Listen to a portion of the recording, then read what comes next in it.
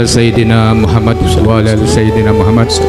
Mudah-mudahan Buya sekeluarga dan juga jamaahnya senantiasa dalam lindungan Allah Subhanahu wa taala. Amin ya rabbal alamin. Pertanyaan saya Buya,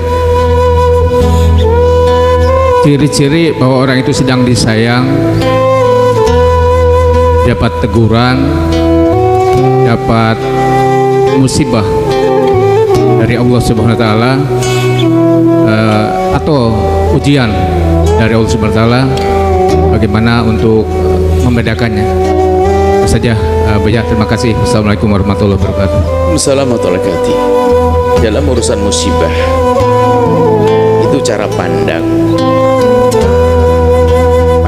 kita yang kita perlu benahi.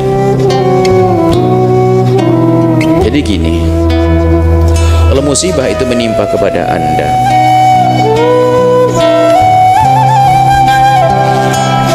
faidahnya kan sederhana dulu, bahwasanya kalau ada seorang hamba diuji oleh Allah, itu tanda Allah cinta, karena Allah akan mengangkat derajatnya.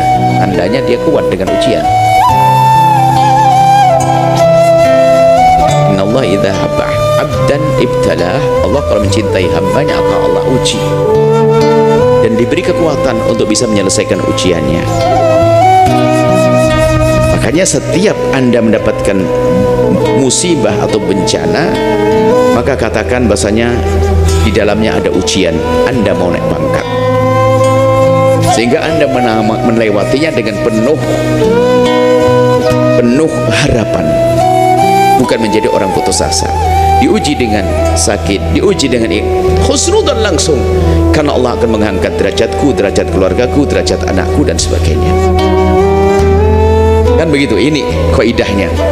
Jadi kapan Allah menguji, husnudzon yang harus kita hadirkan, bahwasanya Allah akan mengangkat derajatku. Maka lewati musibah itu adalah dengan menyerah kepada Allah tanpa protes dan seterusnya.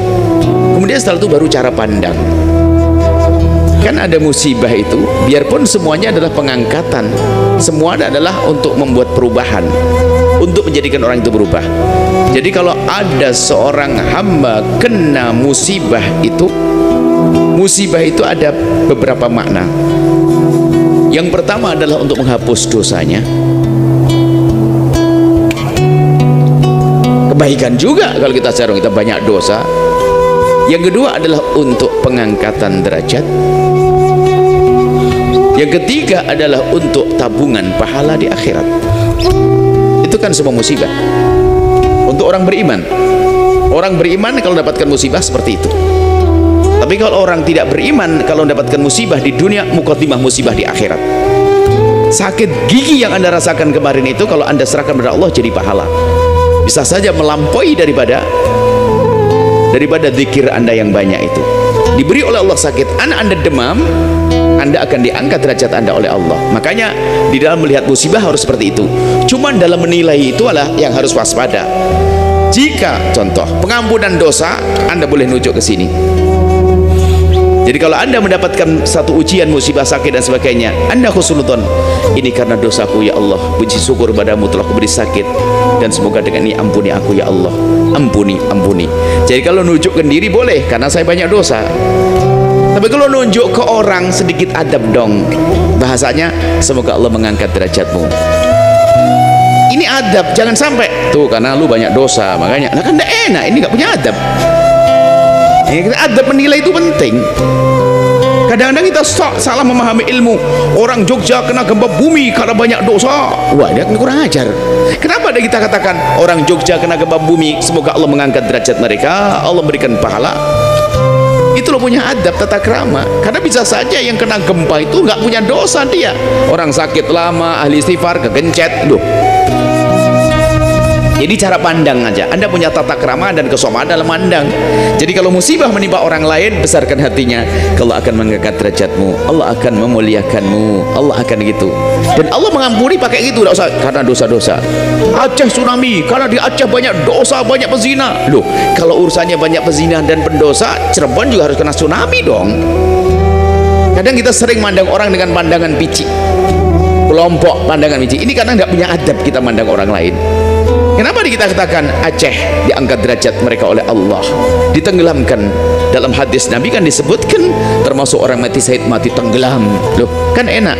Sehingga yang hidup tuh, anak-anaknya yang hidup tuh ada kebanggaan, ayahku mati syahid. Lah ini orang salah karena perubahan. Di Aceh banyak orang tidak sholat. Lah ini orang, ini kan sudah nggak benar. Termasuk kita sering mendengar kalimat-kalimat orang yang congkak. Jogja, di Gemponyo, di Karman, maksiat mereka semuanya, maksiat. Wah, serem banget. Kayak dia tidak punya maksiat. Kalau urusan maksiat kayaknya gempah dulu dia yang kena. Jadi tolong cara pandang yang santun ya, yang sopan. Kalau melihat musibah pada orang lain, jangan Anda mengingat dosanya. Bisa jadi bukan karena dosa, tapi karena Allah ingin mengangkat derajatnya. Tapi kalau menimpa kita, boleh ini karena dosa saya. Lalu kita merenung dengan ibuku, dengan saudaraku. Oh, itu ampuni aku ya Allah. Boleh seperti itu. Ini cara pandang. Wallahu a'lam bishawab.